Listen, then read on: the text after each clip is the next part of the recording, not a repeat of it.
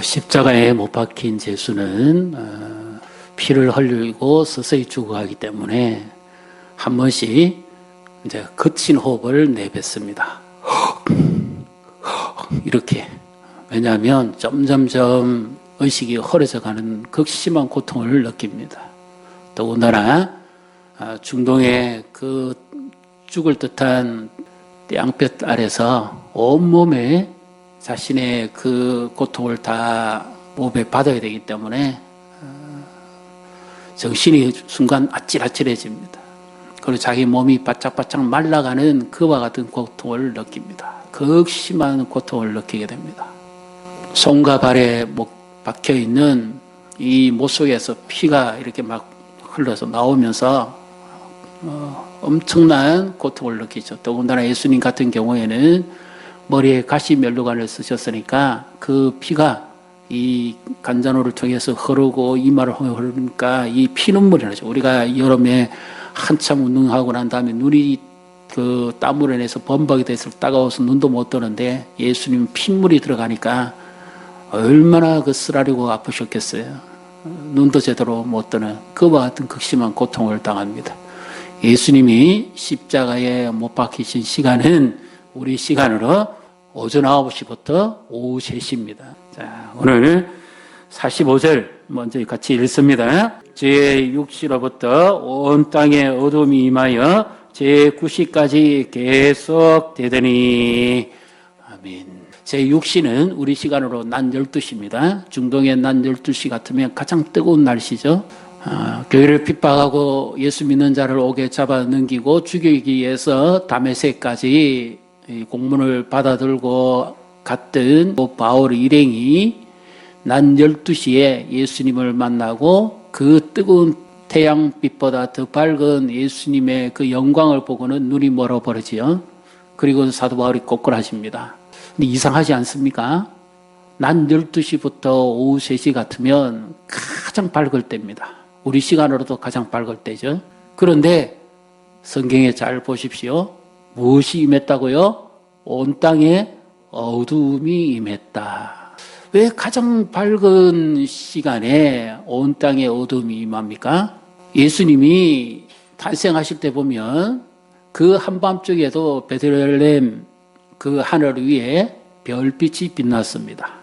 그래서 동방의 박사들이 예루살렘에서부터 베들레헴 아기 예수님 나신 곳까지 인도함을 받는데 조금도 불편함이 없었어요.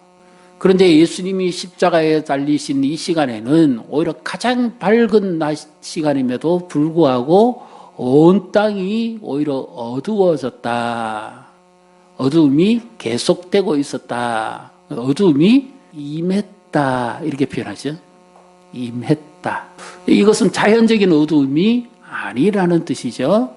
예수님은 죄도 없으신 채 우리를 위해서 십자가를 대신 지시는데 대속의 제물이 되시는데 바로 어두움이 예수님의 십자가를 중심으로 그곳에 임했습니다.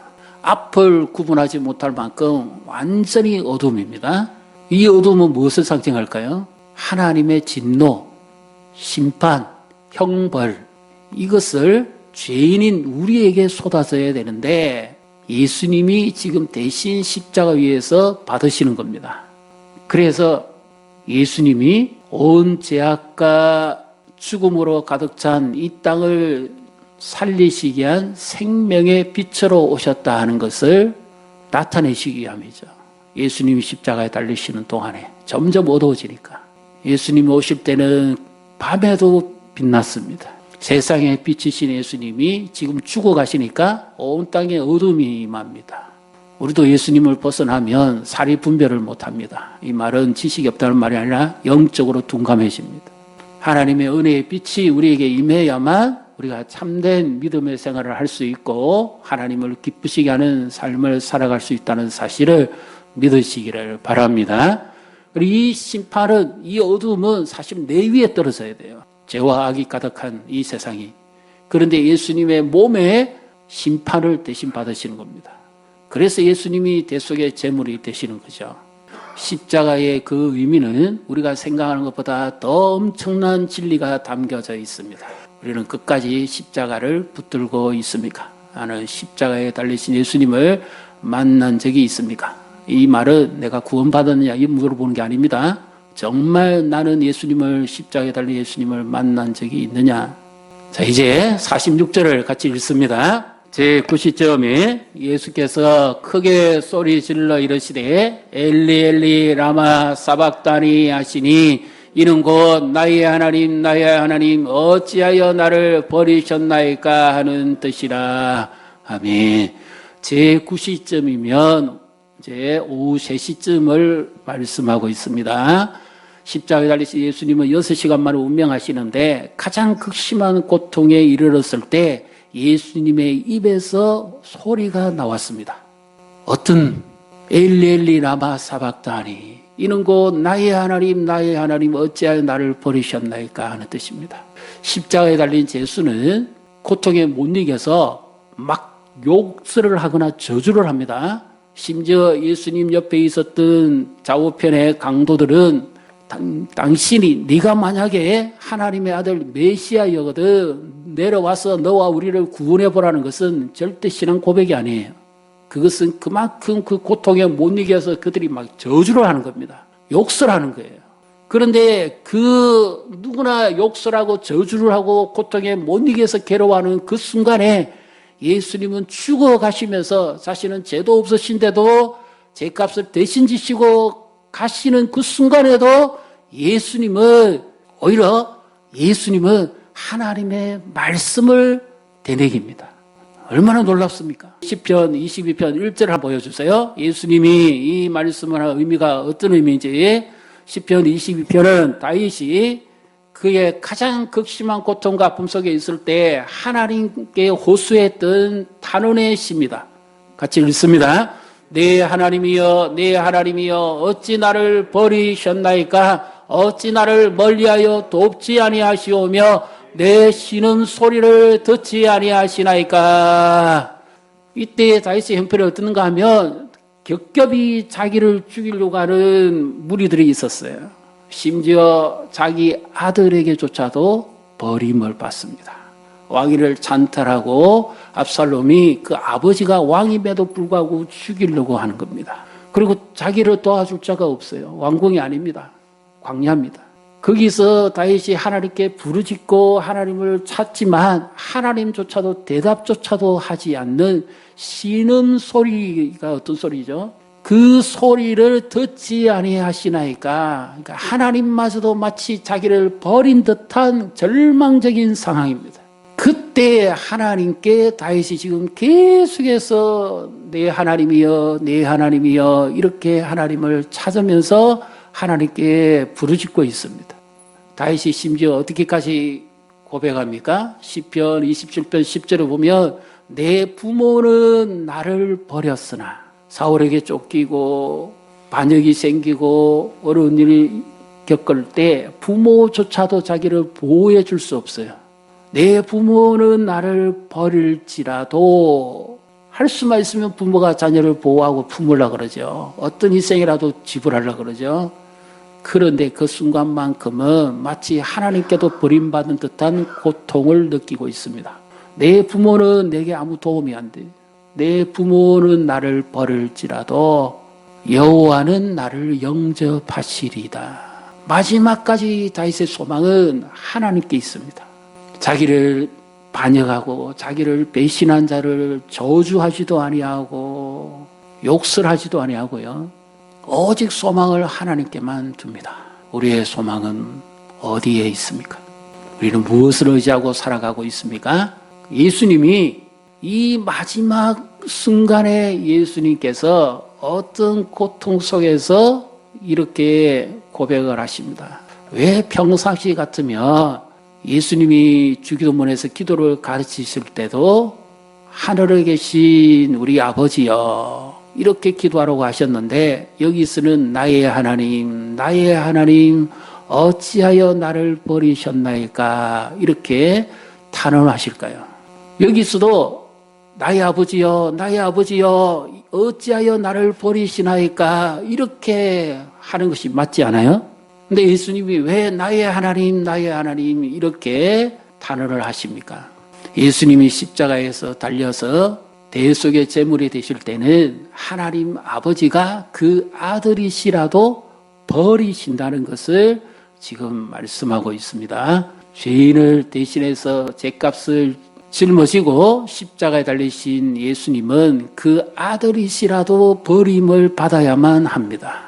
이것은 우리가 사실 우리 죄를 지고 우리 죄값을 지불하고 내가 십자가에 달려서 하나님께 버림받아야 될 형벌을 예수님이 지금 대신 받으시기 때문에 나와 우리 여기 있는 모든 분들, 온 우주의 사람들, 이 땅에 사는 모든 사람들, 앞으로 태어날 사람들까지 예수님 다시 오실 때까지 그들이 하나님께 죄로 말미암아 버림받아야 되는 이 죄값을 예수님이 대신 받으시기 때문에 나의 하나님 어찌하여 나를 버리셨나이까, 이렇게 예수님이 대속적인 지금 말씀을 하시는 겁니다. 그런데요, 뭘 느끼십니까, 여러분?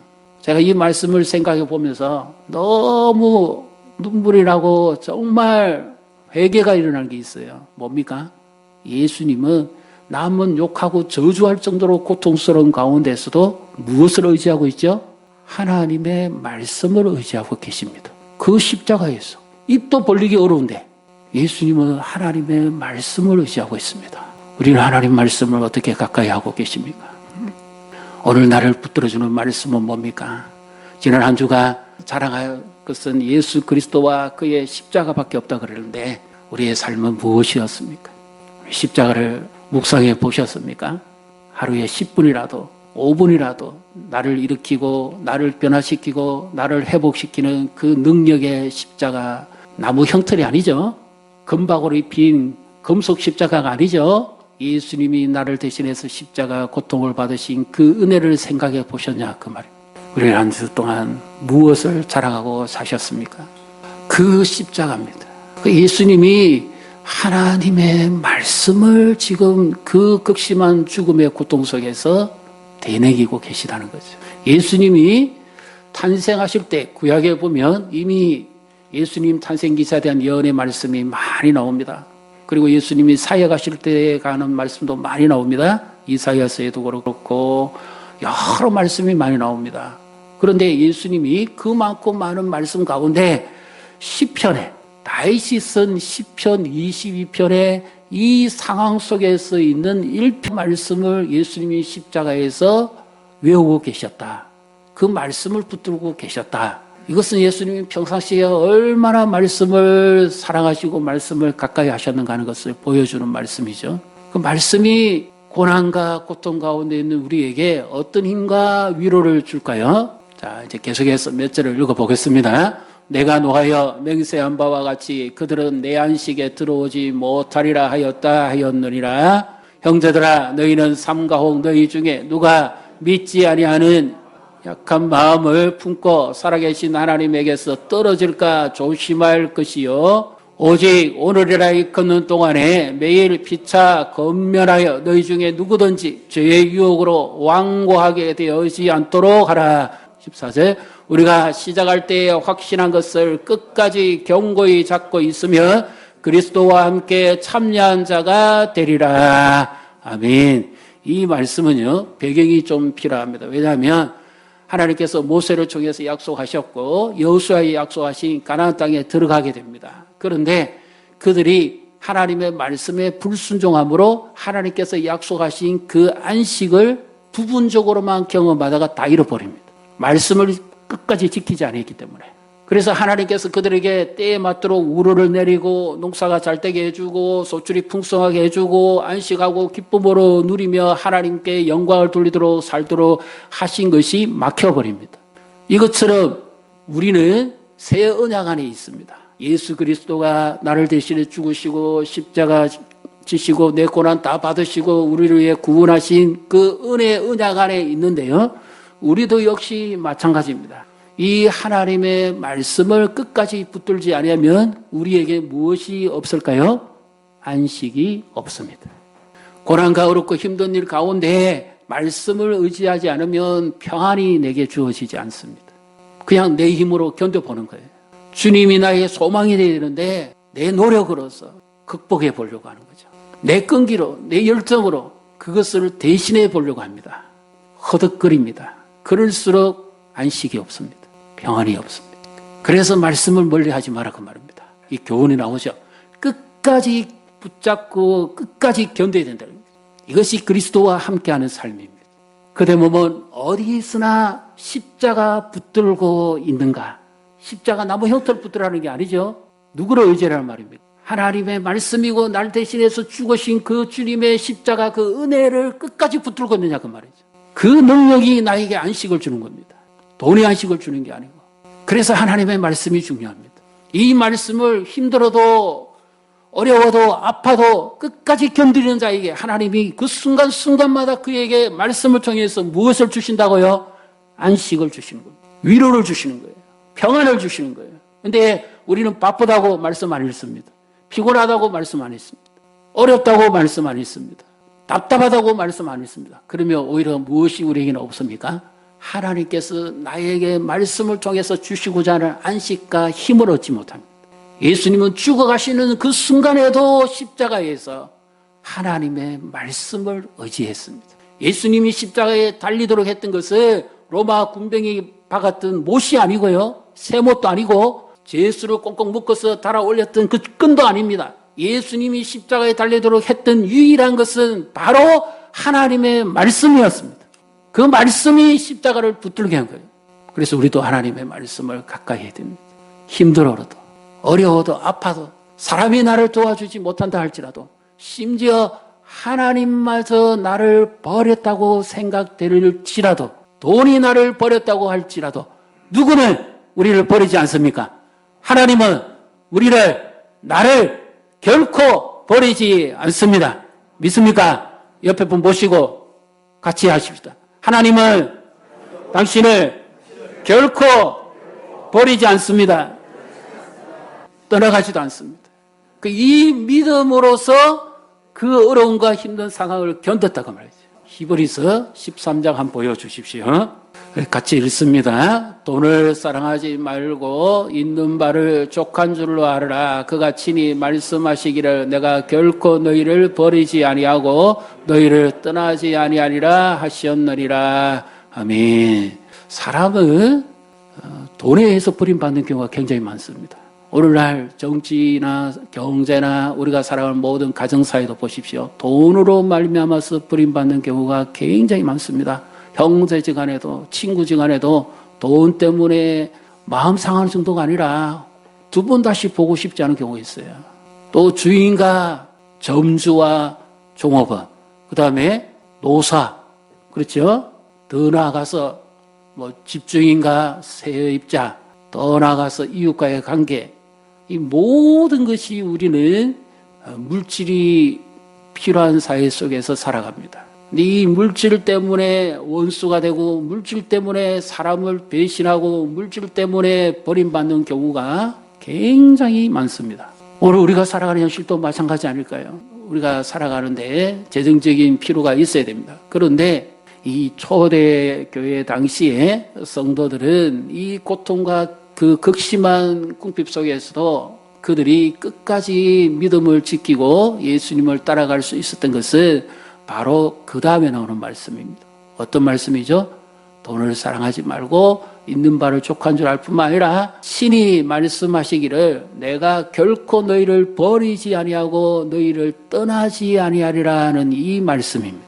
돈은 사람을 배신합니다. 돈을 의지하면 끝내 버림을 당합니다. 돈이 우리를 버린다기보다는 돈에 의해서 사람으로부터 버림을 당하는 거죠.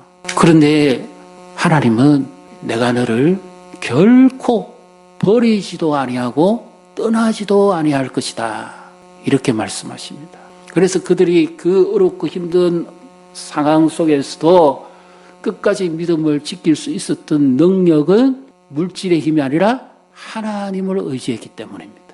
그래서 하나님께서 그들을 도우셨고 마침내 그들이 믿음의 길을 계속 따라갈 수 있었던 거죠. 한 번씩 요즘은 워낙 홀로 사시는 분도 많고 외로운 분도 많고 해서 가족도 떠나가고 홀로 있는 분 자녀 다 출가시키고 홀로 계신 분들 많잖아요. 그래서 이제 같이 있을 가족도 없고 하니까 반려견을 많이 키우잖아요. 이 유기견 훈련하는 거 한번 보셨습니까?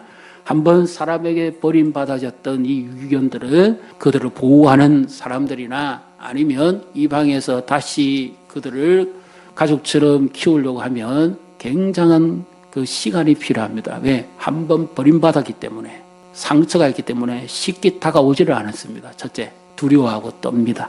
물을 줘도 오지도 않고 먹을 것을 줘도 안 옵니다. 왜? 그만큼 버림받았던 충격이 크거든요. 부모는 사랑의 배신을 자주 당합니다. 줄 것 다 주고도 사랑의 배신을 당합니다. 근데 가족이 아닌 이웃이나 동료, 직장이나 사회, 교회, 나라 이 사람들 가운데 한번 사람에게 상처 있는 정도가 아니에요. 사람 보기 싫을 정도입니다. 우울증이 바로 여기서 오는 겁니다. 사람 가까이 하기를 싫고 사람을 두려워하게 되는 이유가 그 사람이 무서워서라기보다는 내가 받은 상처가 크기 때문에 그래서 사람을 두려워하게 되는 겁니다. 말이나 행동이나 이런 것들로, 특히 물질 관계로. 그런데 하나님은 우리를 떠나지도 아니하시고 버리지도 아니하시겠다 이렇게 말씀을 하시죠. 자, 그 다음 구절을 한번 보여주십시오. 우리가 그 극심한 고난과 고통 가운데서 말씀을 의지하고 끝까지 믿음을 지킬 수 있는 방법에 대해서 예수님이 보여주시는데요. 그 결론은 하나님을 의지하니까 하나님이 그 어려운 물질의 유혹을 이길 수 있도록 안식을 주셨다는 말씀이에요. 가난하고 궁핍하고 실직이 많고 어려움이 많잖아요. 내가 끝까지 붙잡고 뭡니까? 돈줄이 아니라 십자가입니다. 예수님은요, 이 말씀이 곧 십자가 위에서 올려드리는 기도입니다. 예수님은 말씀을 이루시기 위해서 입을 여셔 기도하셨고 말씀을 응하시는 삶을 십자가에서 마칩니다. 그런데 이것은 역시 예수님이 기도하시는 것으로 나타납니다. 우리는 기도를 너무 쉽게 생각하지 않습니까?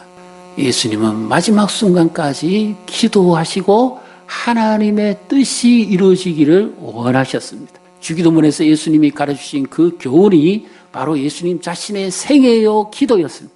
기도와 삶이 일치했습니다. 말씀을 의지하고 마지막 순간까지 하나님의 뜻이 이루어지기 위해서 예수님은 기도하십니다. 46절을 다시 한번 잘 보십시오. 이 기도를 역설적으로 이렇게 적용해 볼 수 있습니다. 나의 하나님 어찌하여 나를 버리시나이까. 이 표현은 예수님 자신은 하나님께 버림을 받으시지만 예수님이 하시는 기도는 오늘 나와 이 자리에 계신 모든 분들과 우리 가족들과 예수 안에 있는 자들과 지금은 방황하고 있지만 죽게 돌아올 모든 자들을 하나님이 어떻게 하지 말라는 기도일까요? 버리지 마시라는 기도입니다.